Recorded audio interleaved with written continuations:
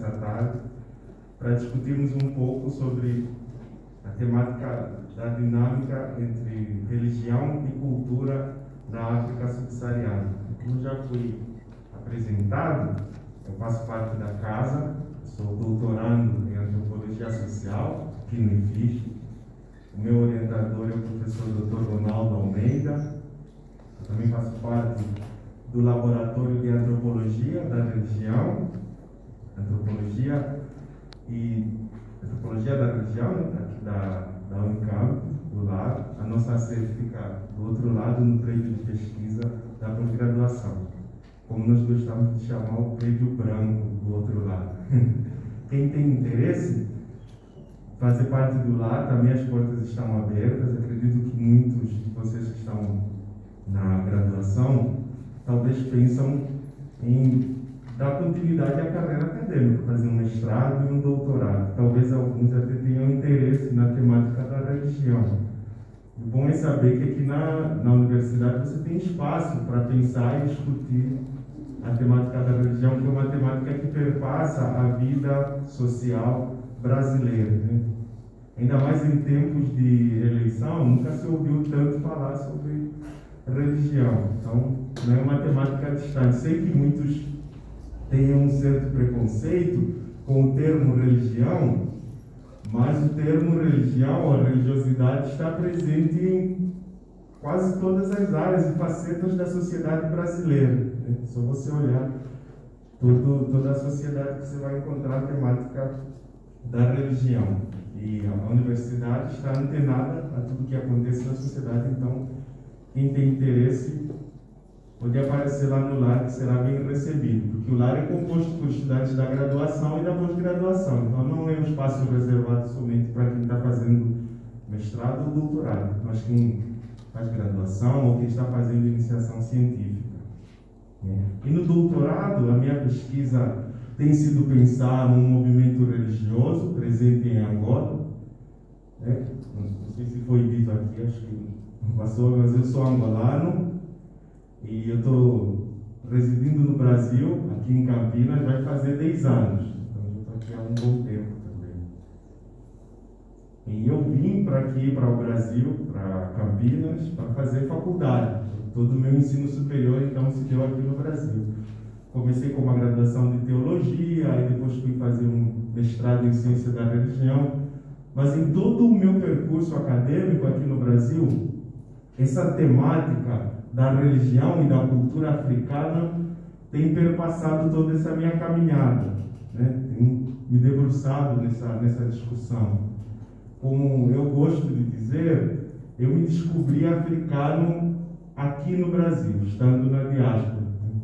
Porque, estando em África, em Angola especificamente, muitas das coisas que acontecem no dia a dia, nós não temos essa capacidade de entender as várias nuances que perpassam a nossa vivência social. Então, muitas das discussões, muitos dos problemas sociais que o continente atravessa, quando você está vivendo, é difícil você ter essa percepção, mas o momento do afastamento acaba sendo essencial para você começar a perceber algumas coisas que até então você não tinha essa percepção. Foi estando aqui na diáspora que eu comecei então a perceber e a tentar entender o continente africano. Propriamente, quando eu falo de continente africano, vocês precisam entender de que lugar eu estou falando, né?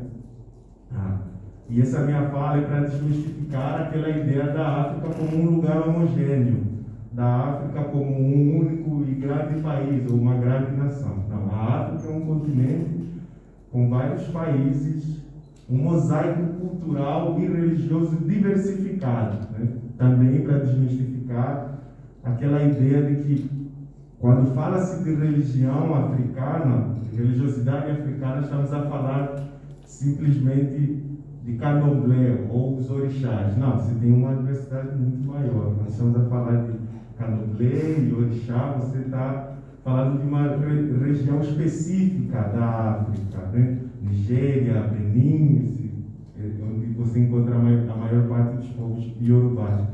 Mas é a temática que nós vamos abordar hoje, nessa tarde, eu falo a partir da África subsaariana. Essa é uma divisão político-geográfica que foi feita do continente africano em que foi dividido em duas grandes partes, se assim podemos dizer, né? Que a África acima do Saara, o Saara é o grande deserto, né? E a África acima do Saara, você tem países como Egito, Marrocos, Líbia e Tunísia e por aí vai, que por uma classificação colonial hegemônica, que sempre tentou dividir o continente, comumente gostamos de chamar essa parte do norte da África de África branca, e a África abaixo do deserto do Saara de África negra. É uma ilusão colonialista, imperialista, hegemônica, se assim podemos dizer, de dividir e separar o continente. E eu falo a partir da África subsaariana. Então, a África que está abaixo do deserto do Saara, né? Que aí você tem todo um mosaico cultural e religioso também, né? Nós podemos dizer. Em que maioritariamente nessa África subsaariana nós encontramos um grupo étnico que é denominado de Bantu.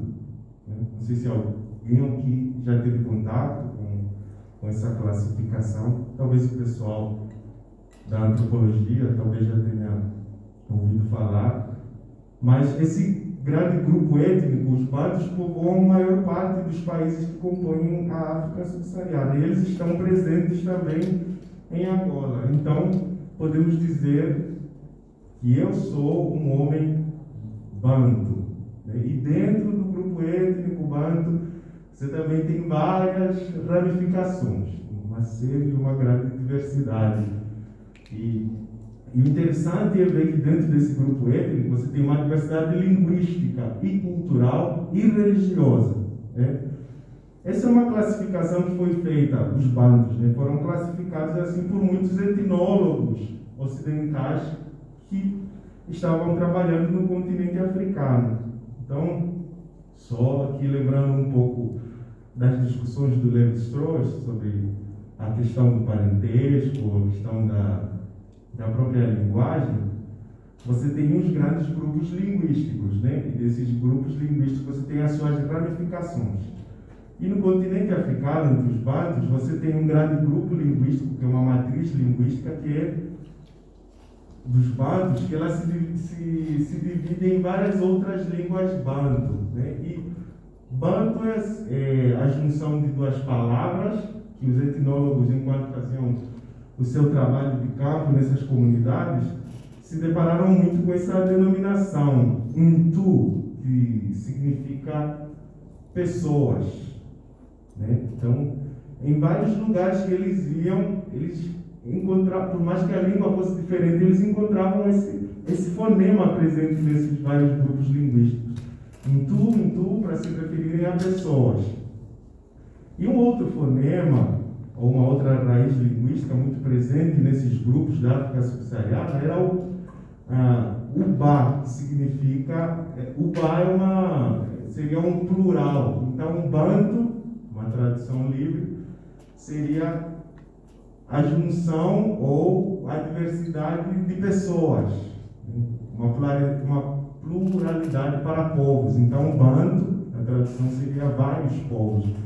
Daí, já que esses dois fonemas, Ntu e Ba, estavam presentes nesses vários povos, essas várias comunidades, esses etnólogos decidiram então chamar esse grande tronco linguístico e cultural como sendo os bantus. Essa grande população que está na África subsaariana são os bantus. Então, aí ficou denominado como sendo os bantus, esse povo que permeia e perpassa toda essa comunidade da África subsaariana. Então, é sobre eles que eu pretendo falar aqui. Eu já disse que eu falo a partir de Angola. Então, as minhas experiências e a minha vivência religiosa, enquanto africano, se dá a partir de uma experiência angolana. A partir de Angola, estou pensando a África. Mas eu não estou pensando a África estando em Angola, né? Atenção aqui o quanto a minha discussão é perpassada por várias situações, até geográficas, de territorialidade. Eu estou pensando sobre a África a partir da minha realidade de vivência de Angola, mas estando na diáspora, ou seja, estando no Brasil. Então, já dá para perceber que a minha forma, o meu olhar sobre a África, também, de certa forma, ele acaba sendo influenciado pelas minhas experiências enquanto um homem africano na diáspora. Né? Só quem já teve a experiência de ser imigrante em um país talvez saiba o que eu estou falando. Você é perpassado o tempo todo pela cultura, pelos usos, hábitos e costumes do povo ao qual você está vivendo. Então, e que é uma coisa que um antropólogo estadunidense, né?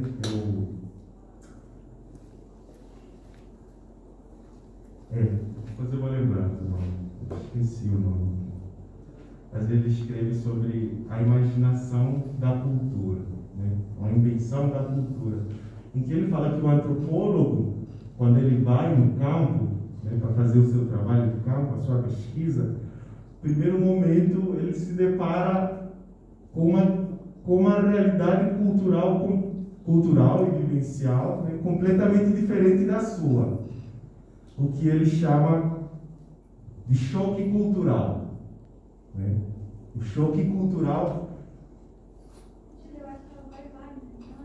Muito obrigado. Muito obrigado. É o Roy Wagner, isso mesmo. O Roy Wagner, ele se debruça no seu livro sobre a invenção, a cultura, sobre essa questão do choque cultural. Né? Vocês aqui, em Campinas, se um dia tiverem a oportunidade, talvez, de ter uma realidade cultural mais próxima à vossa, se vocês tiverem a oportunidade de ir aí para alguma tribo indígena aqui no Brasil, vamos lá pensar, as tribos indígenas estão no Amazonas, no interior do Amazonas. Eu não tenho um profundo conhecimento sobre as várias tribos indígenas que estão lá, mas se você for para uma tribo indígena que teve pouco contato com os homens brancos, quando vocês entrarem lá dentro da aldeia, vocês vão ter esse choque cultural, porque a forma deles viverem, e se entenderem e se compreenderem no mundo é completamente diferente da vossa forma. Né? Então, ou seja, o que também é denominado na antropologia como outras formas de se construir o mundo, né? Ou outros mundos possíveis. Não é só o nosso mundo aqui possível que existe, né? Esse mundo dessa sociedade brasileira, né? Que é uma sociedade brasileira diversa também, muito plural, mas você tem outros mundos possíveis, até dentro do próprio Brasil. Mundos possíveis, como das tribos indígenas, que eu já aqui citei, outros mundos possíveis, como o das comunidades quilombolas, que também são outras formas de se viver no mundo. Né? Daí essa é a beleza, né? Essa é a beleza da diversidade cultural, e não de uma hegemonia cultural, e não de uma cultura única que se sobrepõe sobre as outras. Ou seja, não é necessário que o nosso mundo, ou que a nossa forma de mundo se sobreponha e se torne uma forma de mundo aniquiladora de outros mundos possíveis. Né? Então, quando nós primamos pelo diálogo e pela abertura ao outro diferente, nós somos chamados a vivenciar e a compreender e a conhecer outras formas de mundo. Então, para você, eu sei que é uma introdução meio longa, mas é assim, vamos seguindo, né? Então, o que eu trago para vocês aqui hoje, nessa tarde, é essa outra forma de mundo. Esse outro mundo possível, que existe, que é vivo, que é pulsante, que é multicolor, que é o mundo cultural e religioso dos povos bantus da África subsaariana. Vocês vão perceber ao longo da minha fala que existe nesse outro mundo uma forma diferente de se construir o mundo. uma forma de se construir um mundo que o tempo todo o sagrado, a presença do sagrado está aí, mediando as relações, né? Falando sobre religião. Só para abrir um parênteses, a temática da religião é uma temática muito discutida na antropologia, né? Desde os momentos de fundação da própria antropologia. Mas só que os momentos de fundação dos pais fundadores da antropologia, ela não foi destacada como sendo estudo da religião, mas a antropologia sempre como aquele interesse pelo outro diferente. A religião sempre estava ali o tempo todo, né? Só que ela não foi lhe dada a devida atenção para ser analisada e compreendida como tal. Até então, as discussões sobre religião, elas estavam muito ancoradas ou amarradas naquilo que eram as discussões sobre a cultura. Mas só que o tempo todo elas estavam lá. Quando Malinowitz vai escrever, a religião está passando ali. Evans Christian vai escrever, a religião está passando ali. O Victor Tarno vai escrever sobre os deuses na Zâmbia. A religião está ali o tempo todo, mediando as relações. Né? Só que não lhe foi dada a devida atenção, mas ela sempre estava ali o tempo todo. Né? Então, podemos compreender que a temática da dinâmica entre religião e cultura em África é uma discussão e uma temática complexa de se abordar, né? Que ela não pode ser pensada e discutida simplesmente nesse dualismo e nesse binarismo que muitas das vezes ele é feito. Pensar religião e cultura como duas instâncias da vida completamente separadas uma da outra, né? Então, não é tão simples assim você chegar em uma comunidade africana e começar a apontar o dedo, classificando mesmo. A forma como eles se casam é cultural, a forma como eles vão fazer uma oferenda a determinada divindade é religião. Você não consegue necessariamente fazer essa classificação dualista, né, de separar, não, isso é cultura, isso é religião. Então eu estou chamando essa dinâmica como sendo uma dinâmica muito complexa e muito sutil e fácil de se escorregar, se você for com pressa ou pode querer classificar e dividir nesse mundo dualista, né? Pois, tanto cultura como religião, que são duas instâncias da vivência banto-africana, desta forma podemos pensar na cultura e religião africana, né, que eu assim denominei, como uma cultura religiosa.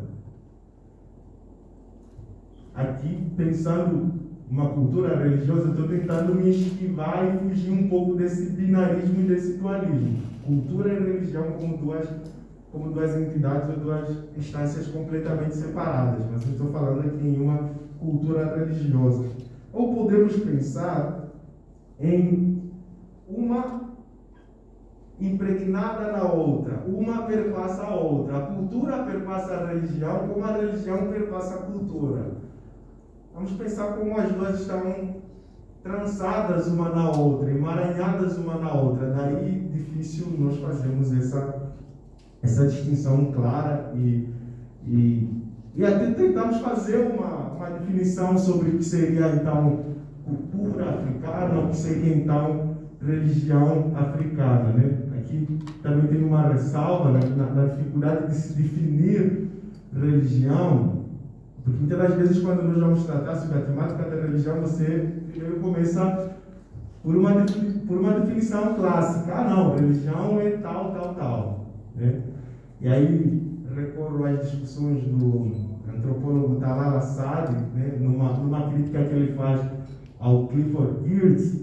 O Geertz vai fazer uma definição sobre o que é religião para ele. Geertz fala: religião para mim é um conjunto de símbolos que estão amarrados uns nos outros, que produzem uma determinada ordem numa sociedade, né? Então, a intenção do Geertz ao estudar a religião é pensar simplesmente na linguagem religiosa como sendo esse conjunto de símbolos, né? E o Talaraceno diz, não, é difícil nós fazermos uma definição sobre religião, porque toda definição sobre religião é escrava do seu tempo, ou filha do seu tempo. Se eu for definir religião hoje, eu vou definir religião como está acontecendo na minha realidade histórica agora, né? De tal maneira que se daqui a uns 50, 60 anos, outra pessoa fazer uma definição sobre religião, ela também vai estar sendo influenciada pelas dinâmicas da sua realidade histórica. Então, nenhuma definição sobre religião é eterna, se assim podemos dizer, que se sobrepõe de maneira temporal. Então, o tempo todo ela é influenciada pelos acontecimentos históricos daquele que se propõe definir religião. Por isso que nos esquivamos um pouco de definir a religião, né? Então, falando concretamente sobre as religiões africanas, as religiões tradicionais dos povos bantus têm a sua estrutura fundamentada na ideia de uma divindade suprema que se encontra elevado sobre todos os outros espíritos, né?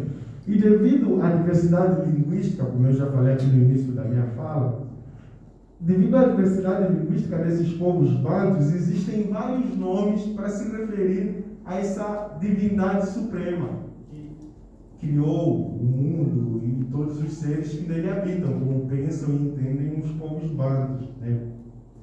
Então, para o grupo étnico-linguístico a qual eu faço parte, os Ovimbundos, que é um grupo étnico que se encontra majoritariamente na região centro e sul de Angola, nos referimos a essa divindade ou a Deus como sendo Suco, na palavra em Umbundo, Suco, como sendo Deus, a divindade suprema.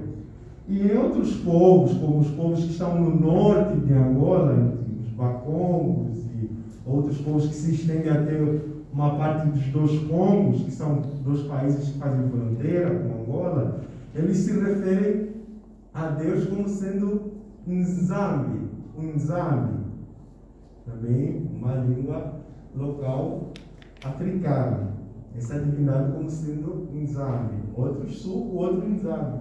Mas o princípio religioso é o mesmo, né? Só que vai variando de acordo com a realidade cultural e linguística de determinado povo a qual está se referindo a essa divindade suprema que a tudo criou e a todos criou, influenciador. E para outros povos, como algumas línguas em Moçambique que é um outro país que fala portuguesa, da África, eles se referem a Deus como sendo Kalunga. Muitos de vocês já conhecem as lojas Kalunga, né? Não tem nada a ver com as lojas Kalunga, né?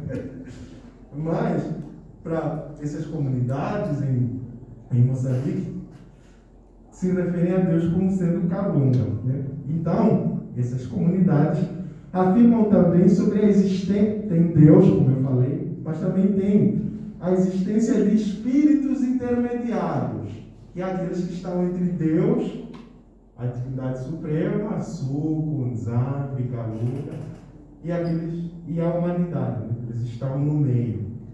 E que esses espíritos intermediários, eles foram confundidos durante muito tempo por alguns etnólogos ocidentais que trabalharam em África como sendo divindades. E aí muitos até classificaram as religiões tradicionais africanas como sendo politeístas, né?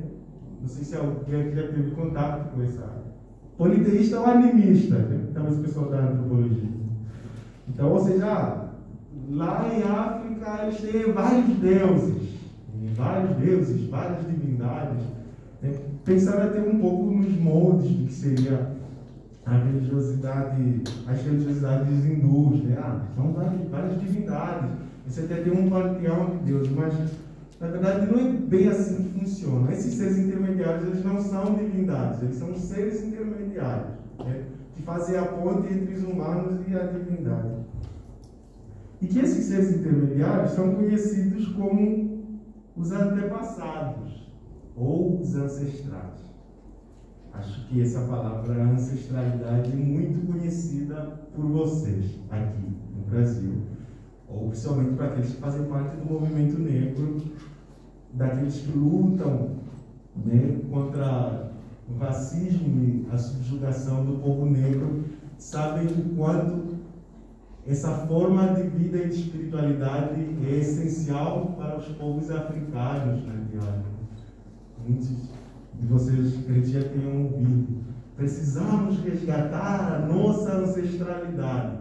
Então, quando eu estou falando de espíritos intermediários, eu estou falando sobre isso. Essa ancestralidade, né, para os povos africanos, para os povos bantus. E que essa ancestralidade ela foi resgatada por esses irmãos e irmãs que foram arrancados da terra-mãe, da mãe África, durante o período de escravização do continente, e foram pulverizados no mundo afora. Como um músico moçambicano, um rapper que eu gosto muito, o Azagaia, ele cantou que antes da colonização existia uma África e que depois da colonização, pilhagem e saque do continente e período de escravização, ele fala de maneira bem poética, surgiram outras Áfricas espalhadas pelo mundo, referindo-se a essa comunidade de homens e mulheres que foram pulverizados no mundo afora por conta do período de colonização. Então, é muito importante esse processo de busca da ancestralidade. Então, muitos desses irmãos e irmãs que foram tirados à força do continente africano, eles estão o tempo todo em busca dessa ancestralidade. Quais são as raízes desses povos, dessas comunidades, né? Muitas das vezes eles não têm mais acesso a essa África pré-colonial ou pré-escravatura, porque essa África foi pilhada e destruída pelo processo de colonização, né? E uma coisa que eu pretendo falar um pouco mais na frente, que é uma das maiores violências que o continente africano sofreu, que até hoje ainda somos atormentados pelo fantasma da colonização. Tantos anos depois, ainda até hoje somos atormentados. Então, as religiões bantus, no tocante à divindade, às vezes se apresentam ao observador externo como sendo carentes de imanência. Imanência é um conceito muito discutido na religião e na teologia. Só para quem não está familiarizado com o termo, talvez você esteja familiarizado com um outro termo, irmão desse termo, que é transcendência. A imanência é a presença do divino, na vida, nas dinâmicas do dia a dia. Isso é imanência. O divino que desce e vive entre nós, ou se movimenta no meio dos crentes ou da comunidade. E a transcendência é o oposto. É quando o divino está completamente distante daquilo que são as dinâmicas sociais, do dia a dia da vida. Então, muitas das vezes, quando se olha para as religiões africanas, fala assim, não, são religiões completamente transcendentes, carentes de imanência. O divino nunca está presente no meio deles, mas isso que não. O divino completamente presente no dia a dia dessas comunidades, né? A questão da religiosidade é muito presente no dia a dia dessas comunidades, como eu disse no princípio. Difícil. O Google, né? Então, é necessário pensarmos nessas religiões africanas, religiões tradicionais africanas, não como carentes de imanência, né, mas presentes de imanência, porque o divino, a divindade está sempre presente o tempo todo. Um parênteses que eu abro. Em Angola, né, realidade que eu tenho contato, quando morre uma pessoa, por mais que seja de causas naturais, a gente sempre acredita que teve algum evento sobrenatural ou espiritual sobre aquela morte. Não importa se a pessoa ficou doente, e foi morrer no hospital. Ainda assim, acredita-se que aquela morte deve ter uma explicação espiritual. E pensando em uma África contemporânea, que é uma discussão também que eu vou fazer um pouco mais na frente, né? Uma África contemporânea, que é influenciada pela globalização e o tempo todo, né? Então, até nessa África que se diz emancipada culturalmente, uma África que está mergulhada nessa cultura global, ainda tem nessa África, quando morre alguém, acredita-se que teve uma influência de espíritos sobre aquela morte, né? Meu colega e amigo Emiliano, daqui atrás, ele discute muito sobre a questão dos espíritos, né? Ele e o orientador dele, o professor Omar. Então, nada acontece só por acontecer, né? Sempre tem uma influência sobrenatural pairando por aí. Então, se um racionalista ocidental, um pensador racionalista ocidental, com aquelas ideias bem secularistas, sabe? Aquelas ideias pós-Max Weber, que acreditavam que a religião iria morrer e o mundo todo se tornaria secular. Lembram dessas previsões e discussões? Então, se um desses fosse para a África, ele iria ficar pasmado. Eles vivem ainda num mundo mágico, num mundo que o tempo todo tem espíritos voando, tem anjos, tem demônios, o tempo todo. A secularização não chegou aqui, mas não é bem por essa chave. É discussão para outra altura.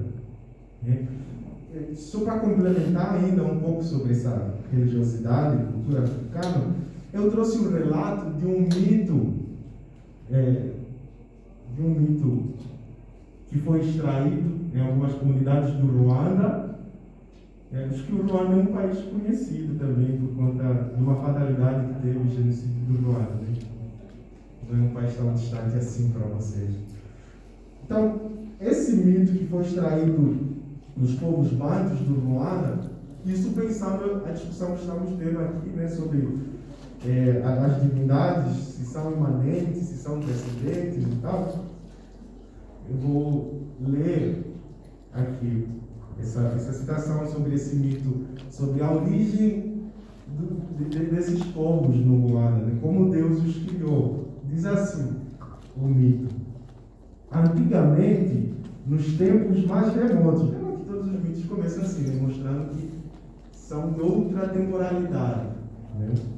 Antigamente, nos tempos mais remotos, Deus habitava no meio dos homens e conversava com eles, mas tinha-lhes proibido, sob a pena de originar desgraças, jamais tentar vê-lo.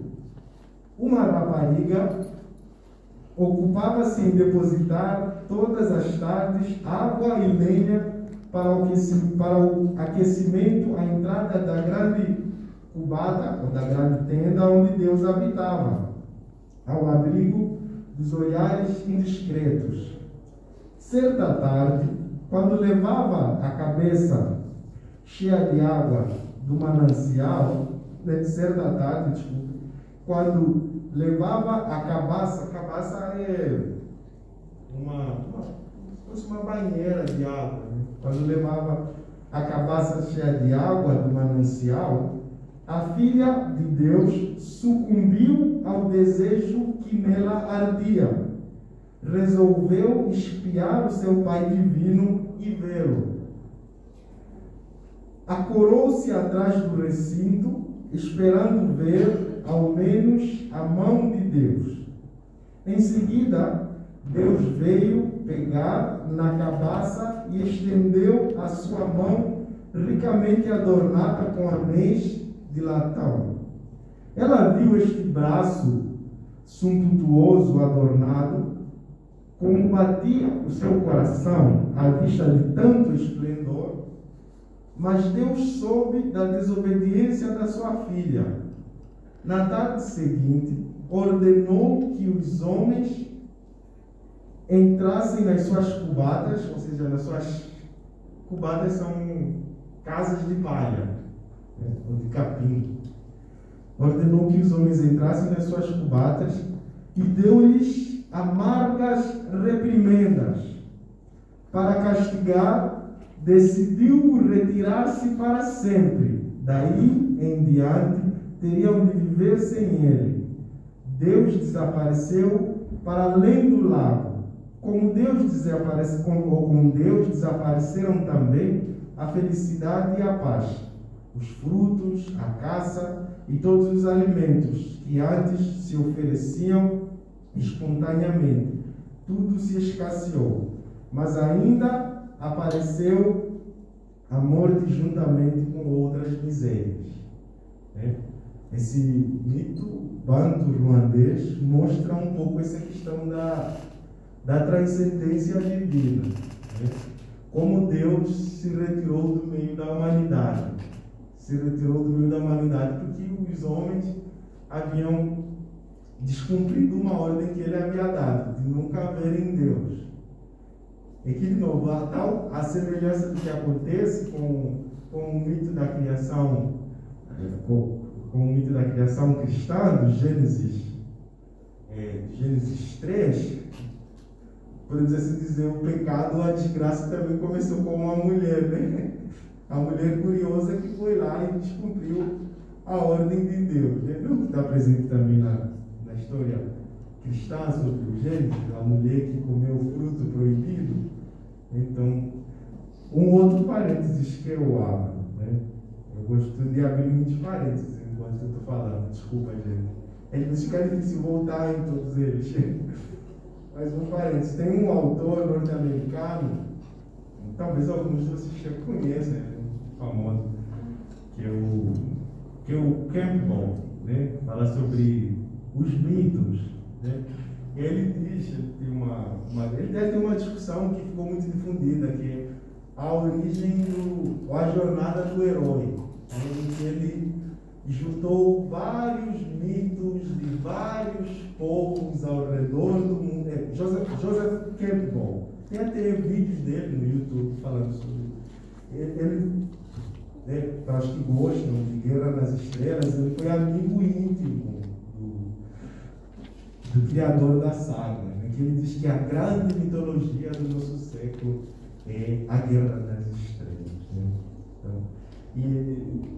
e ele, ao fazer a análise desses vários mitos, ele conseguiu perceber semelhança em muitos desses mitos, né? Não importa se ele extraiu na África, algum país da Ásia, ele viu que muitas das coisas acabam se assemelhando, né? E o exemplo daqui da mulher também como sendo a causadora dos males. Então está presente na mitologia judaico-cristã, em muitas africanas, não sei se em algumas mitologias de criação dos povos indígenas tem, talvez tenha, que eu não domino, né, bem a minha área, né? Mas isso tudo para mostrar esse princípio que é da distância e proximidade de Deus. Então, para os bantus, essa divindade é distante, mas é próxima ao mesmo tempo. Então, falando um pouco da questão dos ancestrais, a ancestralidade é um princípio cultural e religioso como um fio condutor, ele perpassa sobre vários povos africanos. Então, não é uma realidade só dos povos bantus angolanos, do Ruanda, do Congo, mas de vários outros povos africanos. Se você for no norte, na Nigéria, é a mesma coisa, é a mesma discussão. Está se pensando nesses ancestrais também, aqueles que mediam a relação entre a divindade e a humanidade, né? Então, os bantus acreditam que os antepassados, né, têm para os seus parentes vivos, para aquelas aldeias, aquelas comunidades que prestam culto a esses antepassados, tem para eles um papel de mediador daquilo que são os benefícios que a divindade dá para aqueles povos, como chuva em tempos de seca, caça no momento de escassez. Então, esses antepassados estão ali transmitindo sempre esses benefícios que vêm dos deuses. Também evitam a proteção contra doenças. Lembra que eu falei que quando alguém morre, pode ser que essa pessoa entristeceu um antepassado, o antepassado veio e colocou algum mal para ele. Se aquela pessoa foi curada de uma enfermidade, pode ser que o antepassado daquela pessoa sentiu misericórdia e trouxe a cura para aquele antepassado, né? Também isso está presente um pouco nas religiões de matriz africana, em algumas vertentes do candomblé, quando uma pessoa vai fazer, não sei a expressão, acho que vai fazer um despacho para determinado orixá, ele pode pedir uma coisa boa, como uma coisa má, que aconteça para outra pessoa, né? Então, tem uma discussão que o pessoal tem, que diz que o mal não está nos orixás, ou nas divindades, ou nesses seres intermediários, mas a maldade está nos seres humanos que vão consultar. Eu vou lá, eu cheguei aqui, eu quero fazer esse despacho, porque eu quero que o meu amigo que ocupou o meu lugar lá na minha empresa tenha algum acidente e morra de carro. Aí faz a oferenda. Se acontecer, não é necessariamente. Então, esse conceito, né, de bondade e maldade é muito difícil de se trabalhar quando se fala sobre esses seres intermediários em África, né? É muito complexo essa discussão, que é uma discussão, por ser complexa, eu não quero entrar nela. Nem sei por que eu fui falar.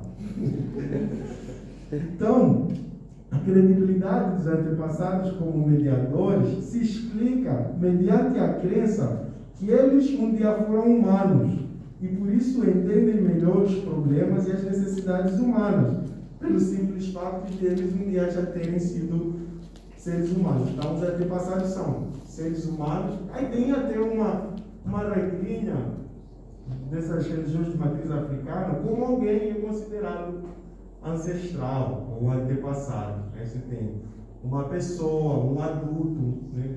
Um adulto que teve uma boa vida no meio da comunidade, que não cometeu nenhum mal, que sempre se preocupou em prol do Ubuntu, da vida comunitária, né? Um outro princípio muito presente nas comunidades africanas, de que a vida ela precisa ser vivida em comunidade. O sujeito sozinho, individual, não consegue sobreviver sem a ajuda dos demais. E essa pessoa que teve essa vida exemplar e boa, quando ele morrer, então ele consegue ascender a esse status de antepassado, de ancestral, que foi acolhido no seio da divindade, né? Estou caminhando para o final. Isso tudo, acho que então, a base dessa minha apresentação aqui hoje é um artigo que eu escrevi para a revista Caminhos, da PUC de Goiás, né, uma revista acadêmica. O título desse artigo é O Não Rosto dos Antepassados, revelado nas máscaras ritualísticas de Banto. E esse artigo, depois, a gente transformou ele em um livro que a gente exibiu, está ali fora, quem tiver interesse de adquirir, o livro está ali disponível. Eu e o Emiliano está ali atrás, sentado. Eu e o Emiliano escrevemos aquele livro bem o mais colorido de todos. Esse livro em que a gente traz essas discussões sobre cultura e religiosidade africana. Então, quem tiver interesse pode adquirir depois lá fora ou dar uma olhada para adquirir depois também, né? Então, eles estão disponíveis. Então, eu estou falando muito sobre religião, né? Mas só que não tem como falar de cultura em África se não falar sobre religião, porque as duas estão misturadas. E aí, para falar um pouco sobre cultura, eu trouxe um exemplo da cultura material ou visual desses povos, para vocês terem um pouco dessa noção, né, dessa cultura que eu trouxe um outro exemplo que é da cultura imaterial, que no caso são os rituais, que vai mostrar também um pouco dessa cultura e como essa dinâmica da religião e cultura é muito viva e se movendo o tempo todo. Então, aqui eu trouxe alguns exemplos dessa cultura visual, dessa cultura material, né, que são as máscaras ritualísticas bantas. Eu não sei se alguém aqui já foi no Museu Afro-Brasileiro, que fica no Ibirapuera, em São Paulo. Tá, alguém já foi aqui. Quem nunca foi, eu super recomendo fazer essa visita no Museu Afro-Brasileiro, vocês vão ficar fascinados, né? Tem um acervo interessante. E no Museu Afro-Brasileiro tem uma coleção de várias máscaras africanas, né, expostas lá. São máscaras tiradas de vários grupos étnicos e vários povos do continente africano, né, estão lá expostas. É super interessante ver aquelas máscaras, a forma como elas são construídas, a forma como elas são... Para o pessoal que tem interesse nas discussões sobre arte, a forma estética como elas são montadas, os materiais que são usados a mistura de materiais que são usados para a confecção dessas máscaras é super interessante de se observar. É uma visita que vale a pena para vocês terem contato, né, desse pequeno pedacinho de África, ou da cultura material africana aqui no Brasil, né? Então, o meu objetivo ao olhar para essas máscaras é ver como essas máscaras estão estritamente relacionadas com a religiosidade desses povos, né? Pelo fato desse objeto, essas máscaras, estarem expostas num museu, já demonstra que é um objeto cultural, certo? Estão lá expostas no museu. Mas antes, é que aí é uma outra discussão, né? Como uma obra, um objeto vai parar no museu. Tem-se a ilusão de que todos os objetos que estão no museu são peças raras e únicas. Não, aquela máscara realmente foi usada no tal ritual, tá? Aquela é única. Nem sempre é assim que funciona, né? Alguns objetos são produzidos para estar no museu, são encomendados, né? Uma discussão para outra altura. Mas essas máscaras, antes de elas estarem expostas no museu, elas foram feitas com uma intenção de serem usadas nos rituais religiosos. Então, aí de novo, cultura e religião estão se perpassando, se atravessando o tempo todo, né? Então, daí eu denominei, né, nesse artigo, o não rosto dos antepassados. Por quê? Porque essas máscaras são antropomórficas, né? Você tem uma mistura de elementos humanos, elementos de animais, elementos fantasiosos, porque quando eu fiz a pesquisa para esse texto, eu vi alguns relatos de alguns artistas plásticos e alguns que fazem essas máscaras hoje para venderem. Muitos dizem que a ideia, para eles terem a ideia de fazerem a máscara, uns até, como é que você fez essa máscara? Como é que você chegou a esse resultado final? Não, eu tive um sonho, eu dormi e tive um sonho e veio essa máscara, eu acordei e comecei confeccionando a máscara. Então, muitas dessas máscaras, elas são objetos de realidades oníricas, que vêm de sonhos dos seus artistas, né? É uma discussão para o pessoal da arte também, né? Então, mas essas máscaras são, pensando as máscaras fora do museu, do espaço do museu. Vamos pensar que as máscaras, esse é o exercício que eu faço, é pensar as máscaras dentro da comunidade, onde elas foram criadas, que é em África, nas aldeias, né? Elas são criadas para serem usadas num rito. Então essas máscaras, elas são objetos que evocam uma realidade dos antepassados, uma realidade ausente dos antepassados. Por que ausente? Porque os antepassados são seres que já não estão mais vivos fisicamente. Eles estão vivos enquanto espíritos. E que tem muitos desses rituais, desses cultos aos ancestrais, você tem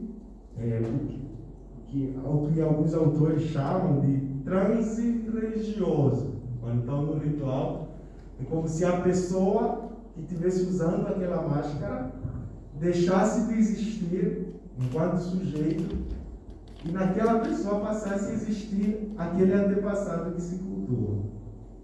Vocês estão conseguindo perceber, né? Não é novo pensar nisso, né? Tem alguns filmes de super-heróis que mostram um pouco isso, você encarnando um filme. E até eu faço uma analogia com um conceito grego de persona. Lembram o conceito grego de persona? O ator que pegava a máscara, né? Ao colocar a máscara, ele...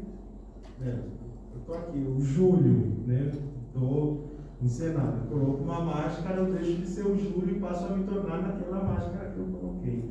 Então, a dinâmica é mais ou menos essa no ritual religioso dos ancestrais. Quando ele coloca uma máscara como essa, que essa é uma máscara dos povos Lunda Chokwe, que estão em Angola, numa região de Angola, no Chico, Lunda Sul, Lunda Norte. Então, essas máscaras, para quem for no Museu Afro-Brasileiro, tem uma diversidade delas, né? Muitas são conhecidas como máscaras Muanampó, né? Não precisam decorar esses nomes difíceis, mas... Então, quando eles usam essas máscaras, eles deixam os dançarinos ou as pessoas que estão no culto, eles deixam de existir e dão existência a um espírito, que é o espírito dos ancestrais, né? Que eu trouxe o exemplo também daqui da pessoa. O indivíduo que usa a máscara poderia, então, deixar de existir ele mesmo enquanto individualidade e se transformar naquilo que é um ancestral ou antepassado. Tem um autor que escreve um pouco sobre, cultura tradicional banto, que é o Altuna, que ele diz o seguinte sobre essas máscaras. Essas máscaras, elas servem de veículo sagrado na comunhão e solidariedade do mundo invisível com o mundo visível. Por isso que eu estou denominando o não-rosto dos antepassados que se faz presente nessas máscaras. Porque esses antepassados, eles não têm rosto porque eles não são sujeitos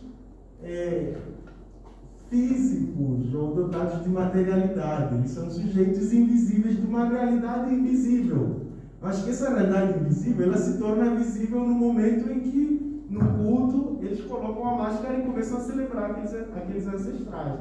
Então, aqueles ancestrais que estão numa realidade invisível, eles se tornam visíveis e presentes no seio daquela comunidade. Então, as máscaras, com as suas aparências antropomórficas, imitam ou tentam representar rostos humanos. No entanto, elas não buscam exprimir na sua perfeição o rosto específico de um homem ou de uma mulher. Mas o que se observa é que a pretensão dos artistas que confeccionam esses artefactos é expressar um rosto supra-real. Desta forma, as máscaras são frutos de imaginação ou de imagens surreais que permeiam a mente desses artistas que constroem esses objetos para serem cultuados. Eu tenho exemplo de uma outra máscara Muanampó também, que é usada nos cultos dos ancestrais. Então, e só um outro parênteses, né, que é pensar nessa dinâmica. Muitas dessas máscaras, elas são usadas também em rituais de iniciação nas comunidades, tanto masculinos quanto femininos. E o exemplo que eu trago para vocês é, tem um ritual masculino que se chama Efiko, em que o menino, o jovem, na puberdade, com seus 11, dependendo da idade, 15 anos, para se tornar homem, ele precisa passar por um processo de iniciação. E o Efiko é quando esse homem, esse rapaz, ele vai passar por um processo de circuncisão do seu prepúcio, aí depois ele se torna um homem. E para as mulheres, as meninas também passam por esses rituais de iniciação, que são conhecidos como Efiko, que também é um ritual. E interessante desses rituais, tem uma discussão que é muito presente na antropologia, a questão dos ritos, né? E aqui eu abro um parênteses para falar um pouco das discussões que o Peter Tarman faz sobre a questão da liminaridade, quando esses homens, esses meninos e meninas, né, que estão dentro desse ritual de passagem, eles passam por um processo liminar, de divisão mesmo, né, entre uma vida antes da iniciação e uma vida depois da iniciação, porque eles já passam se tornando outros sujeitos, então. Né? Então, até então, muitos desses, se você é um homem ou uma mulher que não passou por um processo de iniciação, você não é bem visto dentro da comunidade, ninguém vai te respeitar, porque você não passou pelo processo de iniciação. Então, você já não atinge determinado status, né, social naquela comunidade, é necessário passar por esse rito de iniciação. O Vitor Otávio vai fazer essa discussão nos rituais dos demos lá na Zâmbia, né? Super interessante, quem tem interesse também de pensar essa questão da antropologia, a questão do simbolismo cultural e religioso, super recomendo a leitura do Vitor Otávio. Então, só para já me alonguei na minha discussão, eu gostaria de abrir também para ouvir vocês e termos essa conversa. É uma discussão que um pensador africano contemporâneo, que talvez alguns aqui tenham conhecimento, que é o Achille Mbembe, né? Pessoal da sociologia, das ciências sociais também já deve ter contato com as obras. Né? Em um livro chamado A África Insubmissa, ele faz uma discussão muito interessante de se pensar a cultura e religiosidade africana, de se pensar a cultura e religiosidade africana na África contemporânea. Porque muito dessas discussões que eu trouxe aqui sobre os ancestrais, sobre os ritos, sobre as máscaras, são manifestações culturais e religiosas que não estão mais cristalizadas ou puras nessas comunidades africanas. Porque muitas dessas comunidades africanas, tal como vocês, aqui no Brasil, na América Latina, passaram por fortes processos de globalização. Então, por isso que já aconteceu comigo e com o Emiliano várias vezes, né? Participando de alguns eventos. Não, temos aqui 2 angolanos que vão fazer uma apresentação sobre a África. Mas aí quando nós chegávamos vestidos assim, normal como qualquer um de vocês, o pessoal ficava decepcionado. Eu pensei que vocês estariam vestidos coloridos, com umas miçangas nas mãos, com umas roupas de tecido e tal. Cadê a vossa roupa típica? E nós ficávamos surpreendidos. Como assim se eu sempre me vestir dessa forma? Que roupa típica? Então tem-se no imaginário da diáspora que em África, se você for em África agora, muita gente estará vestido dessa forma. Você está descendo no aeroporto e está te dançando. Mas não é bem por aí que a banda toca, entendeu? Essa África contemporânea é uma África que passou por vários processos de transformação. Né? É uma África que teve que lidar, como eu já disse no início da minha fala, com as duras violências e chagas da colonização ocidental sobre o continente. E vocês sabem que muitos dos processos da colonização é o apagamento da existência do outro, o apagamento da cultura do outro, da religião do outro, porque apagando a cultura, a religião do outro, você mata e destrói o mundo desse outro, e você constrói um mundo por cima.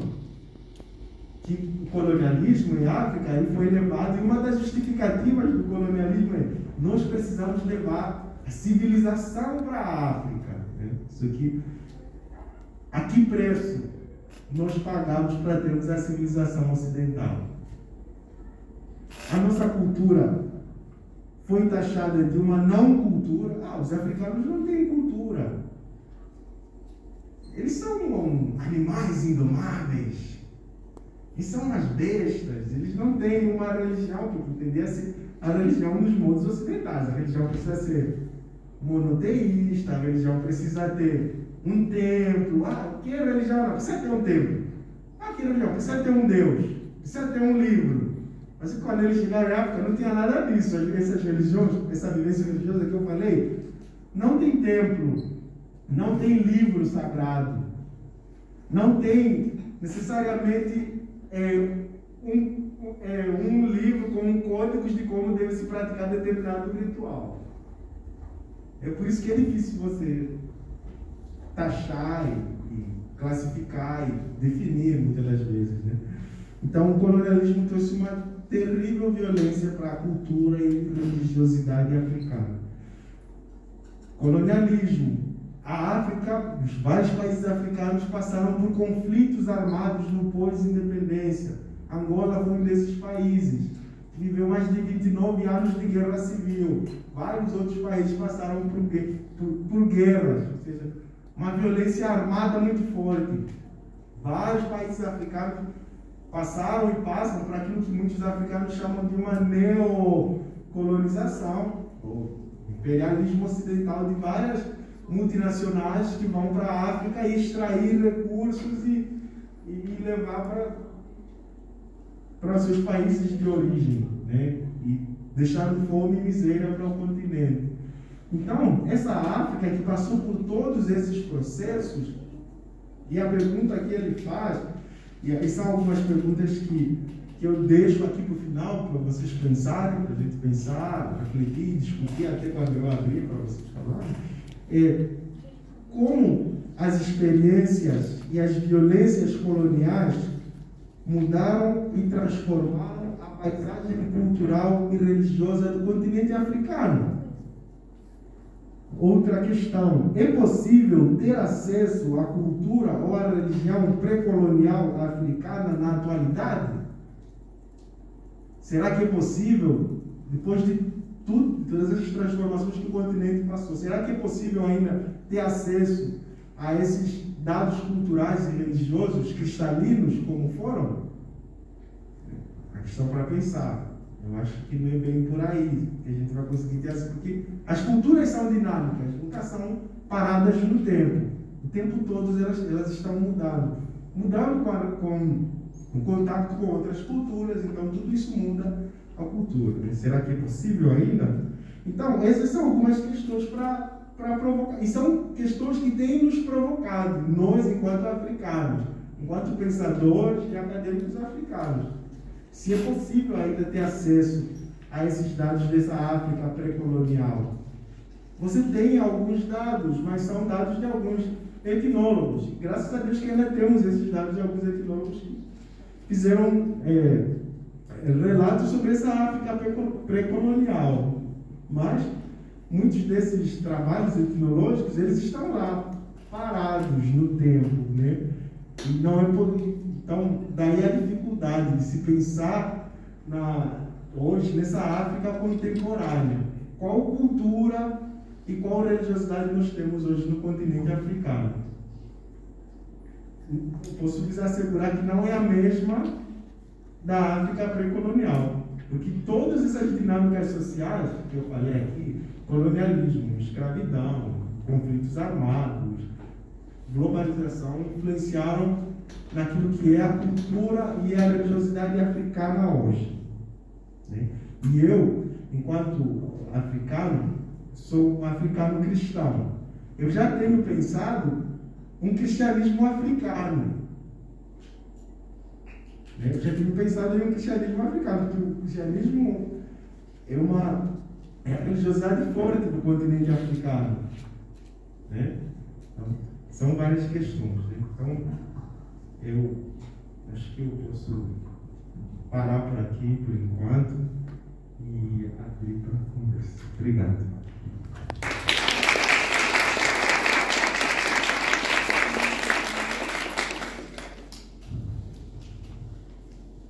Primeiro eu queria agradecer ao Júlio por ter aceitado o convite.